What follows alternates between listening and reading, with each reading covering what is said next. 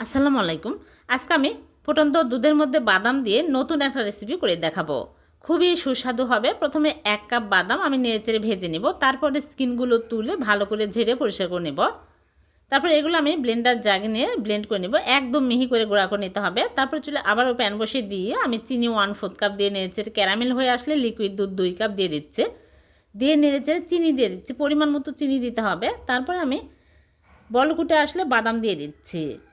দিয়ে ভালো করে নেড়েচেড়ে একটু ঘন হয়ে আসলে আমি চুলা থেকে নামিয়ে ঠান্ডা করে নিব। ঠান্ডা হয়ে আসলে আমি টক দই দিয়ে দিচ্ছি 2 টেবিল চামচ, ভালো করে পানি ঝরিয়ে দিয়ে দিলাম। আর 2 চামচ গুঁড়া দুধ দিয়ে আমি একটা বাটিতে ঢেলে তারপর ফয়েল পেপার দিয়ে আটকে আমি পানির ভাপে দিব 20 থেকে 30 মিনিট।